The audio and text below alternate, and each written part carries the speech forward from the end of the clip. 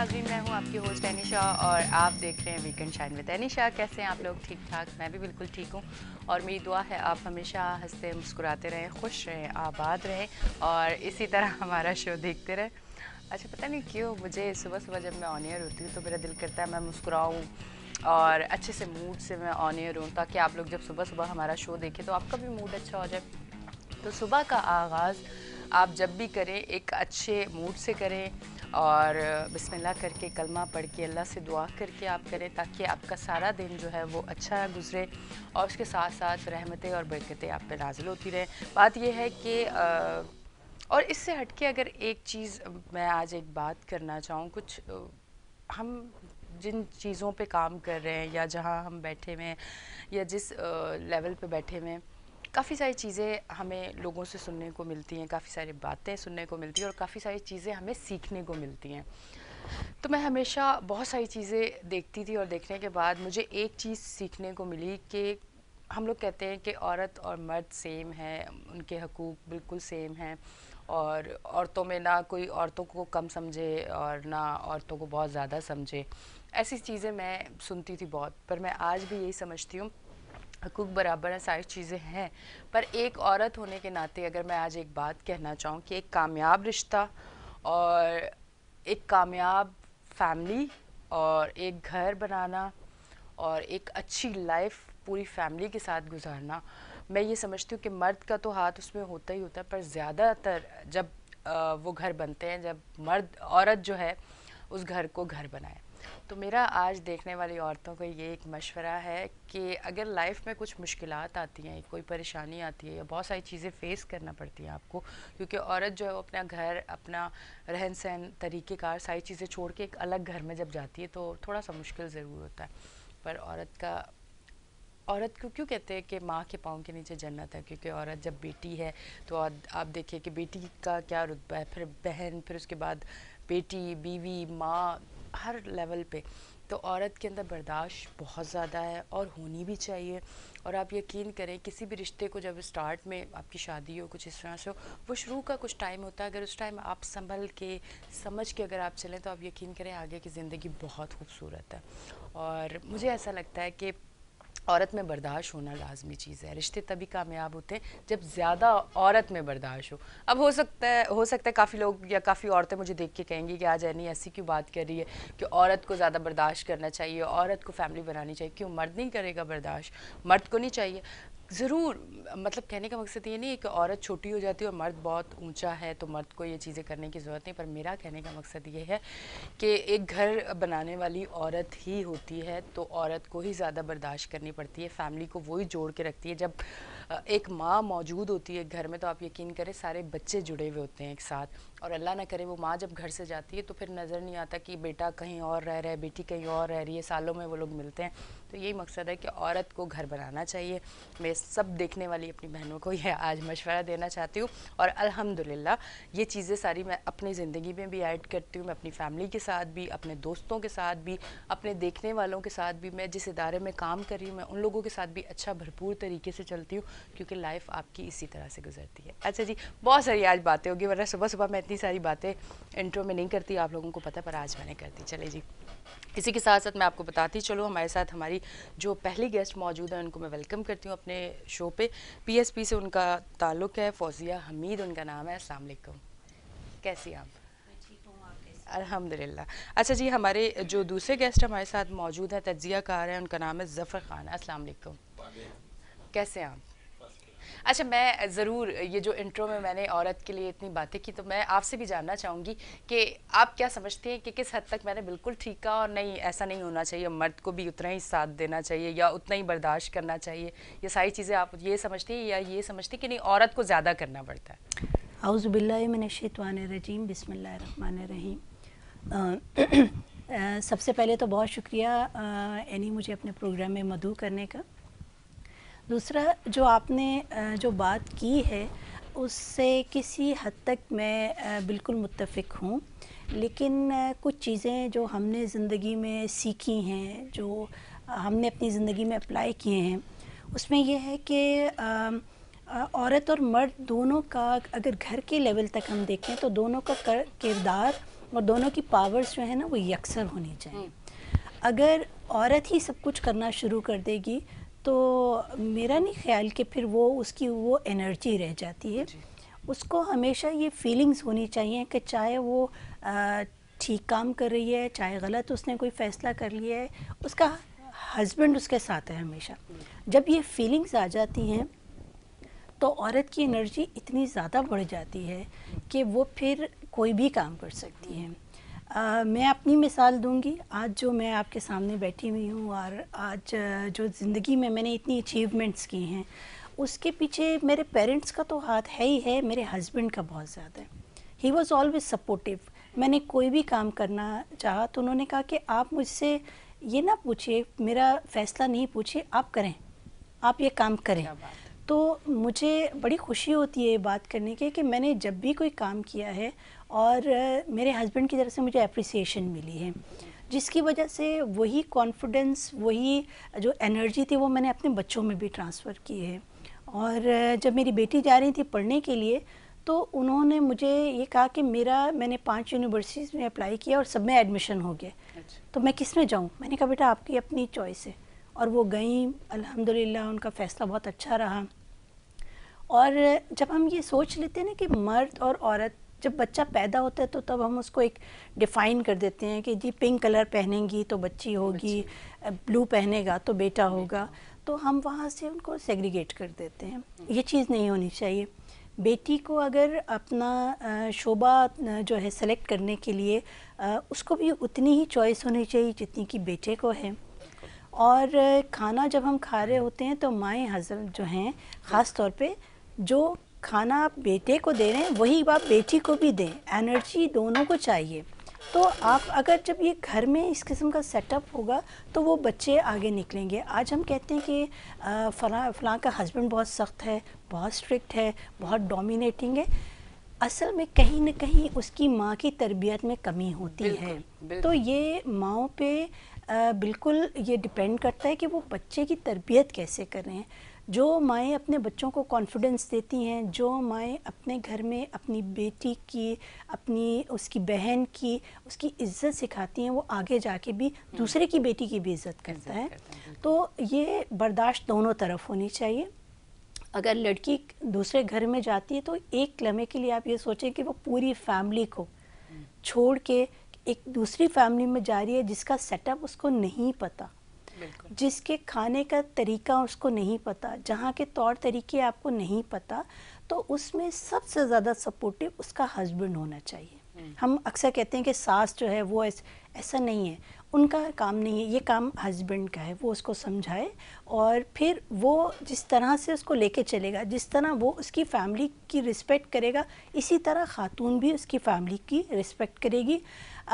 कभी कभी ये मामला उल्टे भी हो जाते हैं क्योंकि हम लोगों की अपब्रिंगिंग ऐसी हुई होती है कि एक माशरे में ये चीज़ कह दी गई है कि नंद, उसका एक बहुत भयानक किस्म का चेहरा दिखा दिया गया है, सास का एक भयानक चेहरा दिखा दिया गया है। तो अगर आप अपने बहनों के लेवल पे लेके चलेंगे तो मेरा ख्याल में कोई मसाइल नहीं होते। तो इन चीज़ों को साथ लेके चलना चाहिए। अगर हस्बैंड की बहन है उसको भी ये देखना चाहिए कि आज ये किसी के घर से आई है तो कल मैंने भी कहीं जाना है। बिल्कुल। तो उनको जो है अगर ये जहन में नहीं रखेंगे तो चीज़ें बहुत अच्छी होती हैं और ज़िंदगी का जो खूबसूरत जो पहलू है, जो उसका खूबसूरत रंग है वो हम देखेंगे और इसको एंजॉय करना चाहिए। बिल्कुल जी। अच्छा, थोड़ा सा इस पे आपसे भी मैं सुन लेती हूँ, आप क्या कहना चाहते हैं कि ये जो हमने दो ख़वातीन ने जो बात की है, अब आप क्या कहना चाहेंगे इस पे? बिस्मिल्लाहिर्रहमानिर्रहीम। बहुत शुक्रिया। देखें, आपने जो इब्तिदा में बात की है कि औरत जो है उसके अंदर बर्दाश्त होनी चाहिए और ख़ानदान बनाने में औरत का बड़ा किरदार है मर्द के मुकाबले में, नो डाउट। मैं तो ये कहूँगा कि औरत का इस्तेहसाल औरत ज़्यादा करती है। जैसे अभी जो है वो ये जो है वो बता रही थी नंद और सास, और जो है वो उनका किरदार भयानक बनाकर पेश कर दिया गया है। उनको ये सोचना चाहिए। देखिए, मर्द जो है ना वो तो यानी मेजॉरिटी मर्दों की वह हर औरत को एहतराम देता है, मोहब्बत देता है, उसका चाहे वो बेटी हो, चाहे वो बीवी हो, चाहे वो माँ हो, औरत औरत का इस्तेहसाल ज़्यादा करती है। और ख़ानदान बनाने में औरत का बड़ा किरदार है। मर्द तो सुबह जो है वो ऑफिस के लिए निकल गया, अपने बिजनेस के लिए निकल गया, उसके बाद वो औरत नहीं, वो बच्चे हों, सास हो, कोई नंद हो, या जो भी हो, घर के जो भी मामलात हों, वो सब उसने डील करने, उसने उन मामलात को देखना और संभालना और चलाना है। ये जो है ना, वो मर्द तो फिर वो शाम को या रात को जब वापस आएगा तो फिर उसके सामने तो जो है वो चीज़ पेश होगी जो वो औरत पेश करेगी घर का, कि भाई फलाने ने यूं कर दिया और फलाने ने ऐसा कर दिया और तुम्हारी बहन ने ये कह दिया और तुम्हारी अम्मी ने जो है ना वो इस तरह की बात कर दी, और फिर जो है वो उसका टेम्परामेंट हाई करना या उसको जो है वो कूल करना, वो भी सब वो औरत के हाथ में होता है। तो इसलिए आपने बहुत सही बात की कि औरत ही जो है वो ख़ानदान को बनाने में बड़ा किरदार औरत का है। इसलिए बर्दाश्त तो दोनों में होनी चाहिए, लेकिन औरत को ख़ास तौर से इसके ऊपर पूरी तवज्जो देनी चाहिए। मैं समझता हूँ कि घर जो है वो एक गुलशन बन जाएगा। अगर औरत में जितनी बर्दाश्त होगी उतना ही घर का माहौल अच्छा होगा। बिल्कुल जी, बिल्कुल। आज ये बात करने का मकसद ये था कि बहुत सारे अपने आसपास मैंने घर टूटते हुए देखे हैं लोगों की, और ये अब तलाक की शरह बहुत ज़्यादा बढ़ चुकी है। शायद हम लोगों में बर्दाश्त कम हो चुकी है और हम बर्दाश्त नहीं करते कोई चीज़, और ज़्यादा देर तक नहीं करते। तो आज इस टॉपिक पे मैंने, हालांकि ये टॉपिक नहीं था, पर थोड़ी सी मैंने बात ज़रूर की कि हो सकता है हमारी किसी बात से कोई अच्छा मैसेज आगे जाए, हो सकता है आप लोग उसको अपनी ज़िंदगी में शामिल करें और आपकी ज़िंदगी की मुश्किलात ख़त्म हो जाए। मेरे पास तो इतना टाइम ही नहीं होता कि मैं किसी की शिकायतें करूँ। मैं यूट्यूब पर रात को अपनी वीडियो और रिसर्च पे होती हूँ। अच्छा जी, PSP जो है वो 30 तारीख को बाहर आ रहे हैं, वो लोग एहतजाज पे जा रहे हैं, उस पर क्या कहना चाहिए? देखिए यानी हम लोगों ने ये सैयद मुस्तफ़ा कमाल साहब ने डे 1 से, जब ये तमाम पॉलिटिकल पार्टीज़ कोई इस इशू पे बात नहीं करी थी, उन्होंने बहुत पहले इस जो पीपल्स पार्टी करने को जा रही थी वो समझ गए थे, और उन्होंने ये कहा था कि आइन में एक आर्टिकल है 140A, उसको एक्सप्लेन कर देना चाहिए क्योंकि उसकी जो लिखा हुआ है उसमें उसकी रूम से के मुताबिक जो आपके लोकल गवर्नमेंट सिस्टम है उसके लिए सिर्फ 2 लाइनें लिखी हुई हैं, और इन्होंने ये कहा था कि आने वाली हुकूमतों में कोई हुकूमत चाहेगी तो वो अपनी पसंद के मुताबिक इसकी तशरीह कर देगी, तो इसको जो है लिख देना चाहिए। इसमें लोकल गवर्नमेंट के जो डिपार्टमेंट्स हैं वो लिख देने चाहिए। हम जब आइन को पढ़ते हैं तो उसमें अगर हम वज़ीर आज़म की बात करते हैं या सदर की बात करते हैं तो उसमें उनके जो काम हैं वो लिखे हुए हैं। ठीक है, वो अपना ओथ लेते हैं और वो दूसरे दिन काम करना शुरू कर देते हैं। लेकिन जब हम लोकल गवर्नमेंट सिस्टम की बात करते हैं तो उसमें मेयर या डिप्टी मेयर या तो दीगर जो उनकी कैबिनेट है उसके बारे में कुछ ऐसा सच लिखा नहीं हुआ, जिसकी वजह से हमेशा ये एक उभाम रहता है कि कौन से इख्तियारात होने चाहिए, कौन से इख्तियारात नहीं होने चाहिए। अब पीपल्स पार्टी की गवर्नमेंट ने ये किया कि इन्होंने अपनी पसंद की जो तशरीह है वो कर दी, उसमें बहुत सारी चीज़ें जो हैं वो उन्होंने ख़त्म कर दी, और पहले भी जो तमाम चीज़ों पे वज़ीर आला जो थे वो काबिज़ हुए थे, और अब तो बिल्कुल उन्होंने डॉक्यूमेंटेड कर दिया इसको। तो आने वाली जो लोकल गवर्नमेंट सिस्टम होगा, जितनी भी हुकूमतें होंगी वो इतनी लूली लंगड़ी होंगी कि उसमें आपके पास कोई जब पावर ही नहीं है तो आप क्या काम करेंगे। दुनिया का जब हम निज़ाम देखते हैं लोकल गवर्नमेंट का, तो उसमें जो सबसे ज़्यादा पावर होती है वो लोकल गवर्नमेंट के पास होती है, क्योंकि ये जितने भी काम हैं बल्दियाती काम हैं जिसमें इवन बल्कि एजुकेशन भी आ जाता है, हेल्थ आ जाता है, उसमें आपके रोड्स बनाना है, तो ये तरक्याती जितने काम हैं ये सारे एक मेयर के अंडर आते हैं। और जो आप देखते हैं कि शहर बहुत खूबसूरत हैं तो वो इसी वजह से कि उनका लोकल गवर्नमेंट सिस्टम बहुत स्ट्रॉन्ग होता है। हमारे यहाँ ये है कि जितने पावर है वो सारा पार्क हो जाता है, power as well as the fund वो पार्क हो जाता है वज़ीर आला के पास आके, और वज़ीर आला की सवाबदीद पे है कि वो किसको फ़ंड दे और किसको फ़ंड ना दे, जिसकी वजह से ये जो लास्ट भी जो गवर्नमेंट सिस्टम था उसमें यही था कि मेयर सारे अपने टेन्योर में चीखता चिल्लाता रहा कि मेरे पास पावर नहीं है। 2001 का जब हम लोकल गवर्नमेंट सिस्टम देखते हैं तो उसमें तकरीबन 47 डिपार्टमेंट्स लोकल गवर्नमेंट के अंडर थे, जो कि एक बड़ा एम्पावर्ड किस्म का लोकल गवर्नमेंट सिस्टम था। और अगर वो ही चलता रहता तो आज कराची का नक्शा यकसर तब्दील हुआ वो होता। फिर इनको इदारों को कम किया गया और अब मेरे ख्याल में शायद कोई 21 इदारे जो कि जिनका कोई काम ही नहीं है वो इनको उन्होंने दे दी हैं। और जितने मेजर काम हैं, जितने मेजर इदारे हैं, वो सारे के सारे सिंध गवर्नमेंट ने अपने पास रख ली हैं। अब मसला यहाँ ये आ जाता है जो हम करने जा रहे हैं प्रोटेस्ट, उसमें यही चीज़ है कि 3 चीज़ें हैं। नंबर 1, 140A के मुताबिक जो है इनके जो एक चैप्टर इंक्लूड होना चाहिए आइन में, जिसमें मेयर, डिप्टी मेयर और इन तमाम के इख्तियारात को लिख दिया जाए, ताकि इसके बाद में फिर चाहे कोई भी ABC XYZ कोई भी गवर्नमेंट आती है वो इस चीज़ को वो फिर ये ना कह सके कि हमारे पास पावर्स नहीं थी।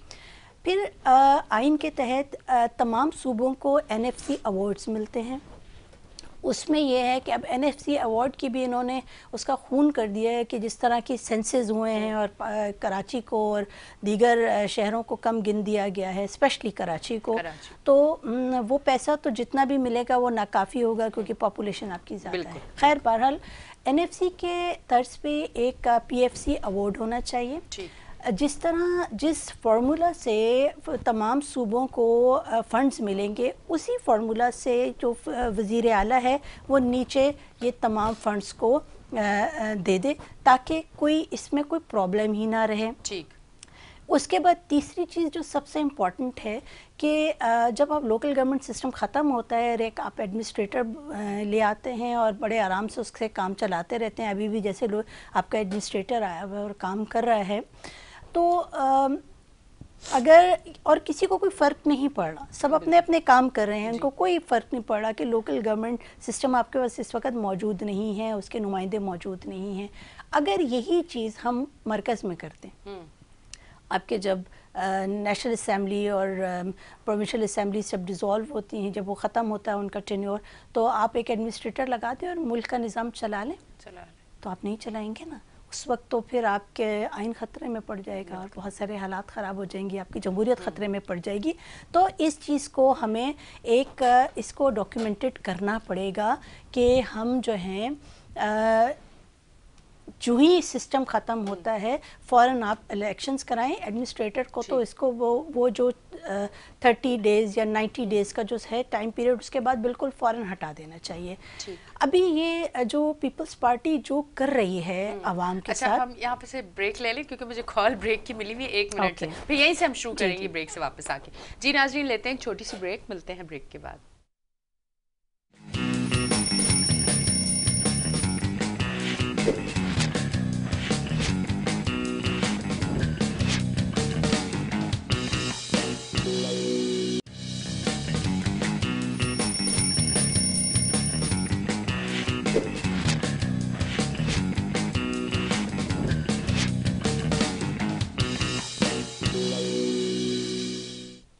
Welcome back. जी नाज़रीन, हम ब्रेक से वापस आ चुके हैं और आप देख रहे हैं हमारा शो वीकेंड शाइन विद एनीशा। आपकी तरफ आती हुई सिलसिला जहाँ से टूटा था वहीं से जोड़ते हैं फिर से। तो ये है यानी कि हम ये चाहते हैं, PSP ये चाहती है कि इस काले कानून के ख़िलाफ़, जो कि हमें पहले से अंदाज़ा था लेकिन चूँकि ये पास हो गया है, इसके ख़िलाफ़ हम एहतजाज करेंगे। और पहले तो छोटे पैमाने पे एहतजाज करते रहे और हमारे चेयरमैन साहब ने बड़े आराम से कहा था कि अभी हम सड़क के इस तरफ हैं और सड़क और हमारे दरमियान सिर्फ 1 कदम का फासला है, और ये 1 कदम अगर हमने पार कर लिया तो फिर हमें कोई रोकेगा नहीं और रोक सकता भी नहीं है।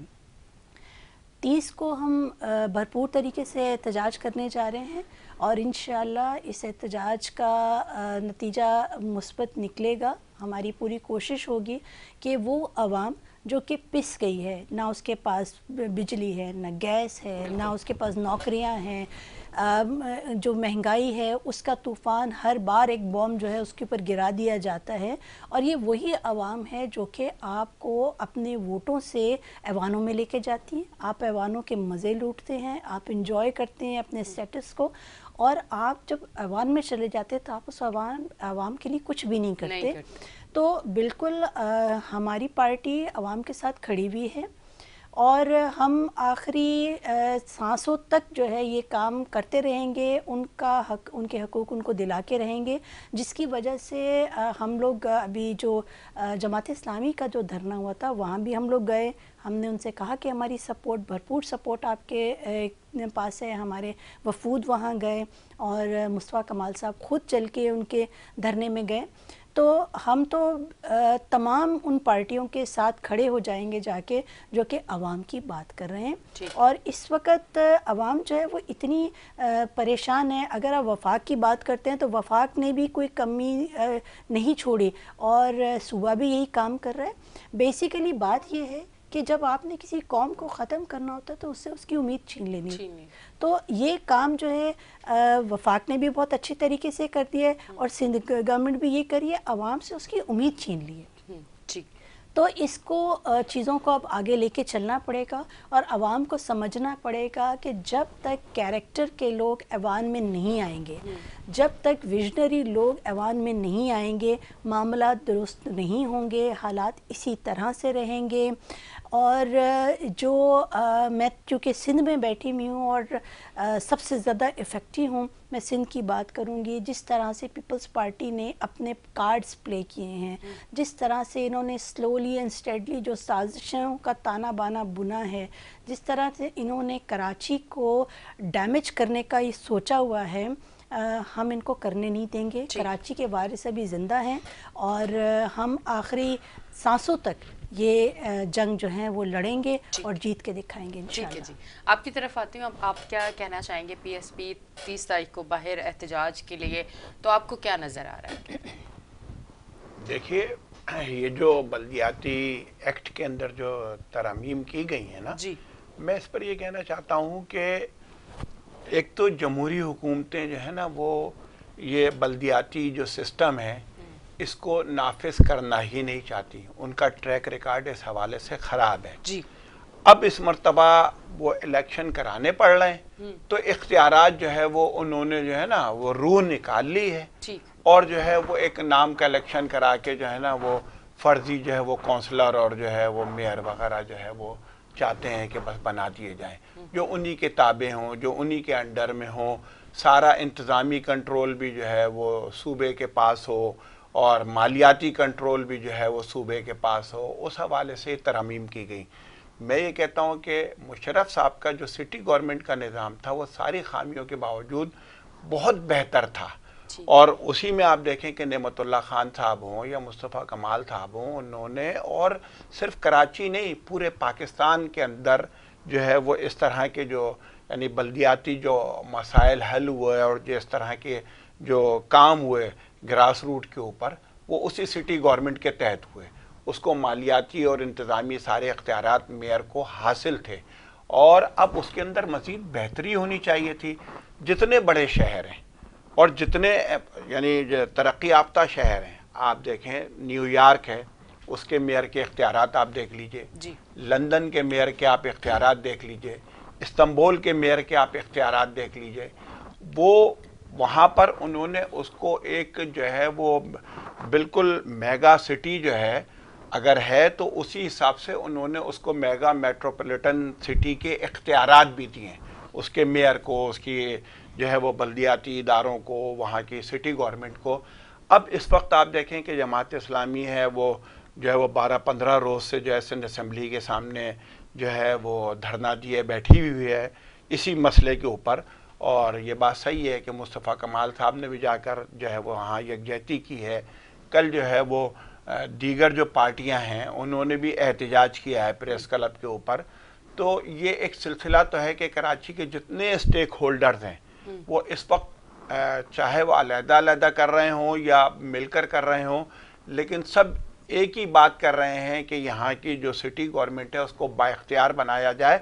और देखें कराची इस वक्त मसाइलिस्तान बना हुआ है बिल्कुल, और इसको मसलों से निजात दिलाने के लिए, यहाँ के लोगों को मसाइल से निजात दिलाने के लिए और उस शहर को कि जो सबसे ज़्यादा आपको जो है वो इनकम जनरेट करके दे रहा है, जी। जो सबसे ज़्यादा मुल्क की मईशत में, सूबे की मईशत में अपना किरदार और हिस्सा अदा कर रहा है, उसी के साथ जो है वो इस तरह का सलूक जो है वो नहीं होना चाहिए। और मैं समझता हूँ कि सिंध गवर्नमेंट जो है उसके अंदर भी पीपल्स पार्टी की है, उसमें बड़े पुराने और जादीदा लोग हैं, उनको भी इस बात को समझना चाहिए कि ये अगर वो इन मसाइल को हल नहीं करेंगे, इस पर कोई बामायनी मुज़ाकरात करके इख्तियारात नहीं देंगे, तो फिर ये मामला जो है वो सूबे की तहरीक की तरफ जाएगा, इन आबादों की तरफ जाएगा जो इंतहा पसंद है उनको जो है वो खेल खेलने का मौका मिलेगा। इसलिए जो है वो यहाँ के जो स्टेक होल्डर्स हैं, चाहे वो जमात हो, चाहे पीएसपी हो, चाहे एमक्यूएम हो, चाहे पीटीआई हो, चाहे जो है वो जीडीए हो, खुद पीपल्स पार्टी हो, इन सबको इख्तियारात सबको मिलेंगे।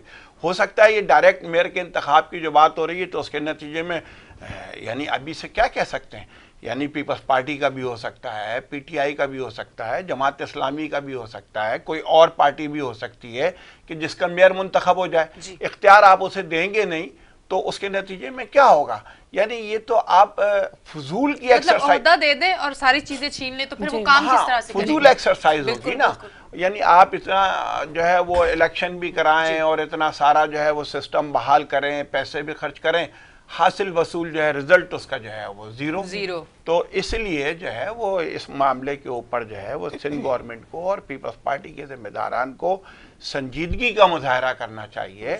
और मेरे ख्याल में उन्होंने मुज़ाकरात शुरू भी किए हैं शायद जमात इस्लामी के साथ, तो उसको फ्रूटफुल बनाएं और उसके अंदर जो है वो दूसरे जितने भी हैं वो सारे के सारे जो बात कर रहे हैं उसमें जो भी इस तरह की चीज़ें हैं वो इख्तियारात सबको मिलेंगे, जो भी इख्तिदार में आएगा, जो भी सिटी गवर्नमेंट में आएगा।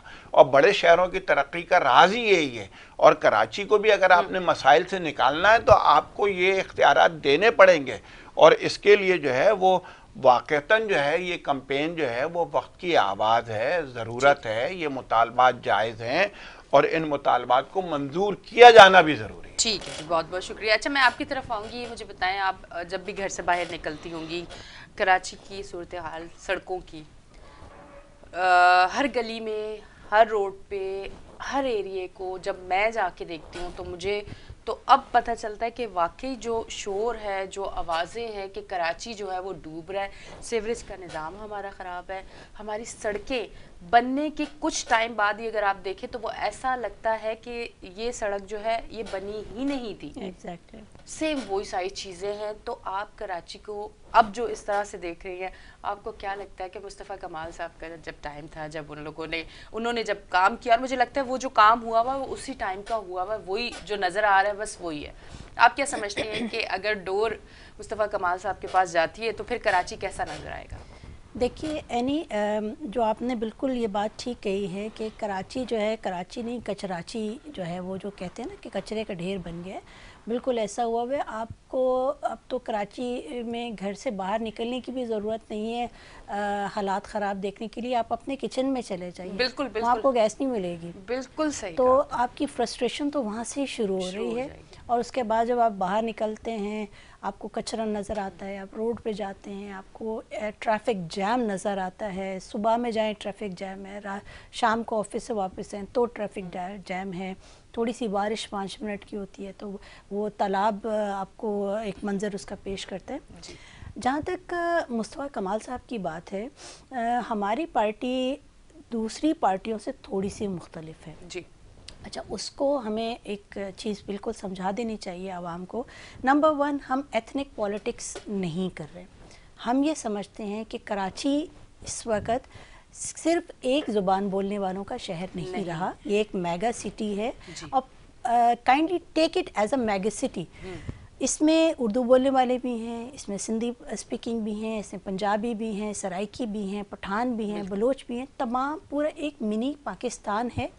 और तमाम लोगों को पॉलिटिक्स करने का हक हासिल है और हमें एज अ पाकिस्तानी पॉलिटिक्स करनी चाहिए। एथनिक पॉलिटिक्स करने, जो हमने माजी में एथनिक पॉलिटिक्स की है, उससे हमने क्या हासिल किया है?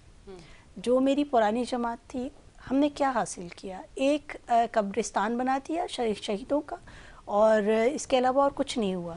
और खून रेजी हुई, बजाय कि पाकिस्तान को हम आगे लेके जाते हमने उसको बिल्कुल बैकवर्ड लेना शुरू कर दिया। कायदे आज़म का जो विज़न था उसको कहीं हमने बालाए ताक रख दिया। अच्छा, एक तो ये चीज़ है। दूसरी, हमारी जो पार्टी की जो सबसे अच्छी बात है वो ये है कि हम एक प्लान के साथ आ रहे हैं। वी हैव द प्लान, चीज़ों के मसाइल को हल करने की सारी चीज़ें हमारे पास सलूशन हैं। और हर बार जब मुस्तफ़ा कमाल साहब अपनी प्रेस कॉन्फ्रेंस करते हैं या मीडिया टॉक करते हैं, उसमें वो मसाइल बताते हैं और मसाइल बताने के बाद उनके हल बताते हैं। क्रिटिसिज्म ठीक है, हम कर रहे हैं, क्रिटिसाइज़ करते हैं, लेकिन उसके बाद हम उसका हल भी बताते हैं। जो लोकल गवर्नमेंट सिस्टम का जो ये एक्ट पास हुआ, इसकी हमने पहले आपको खामियां बताई, उसके बाद हमने इसके हल भी बताए कि इसका हल ये है। तो ये हमें करना चाहिए।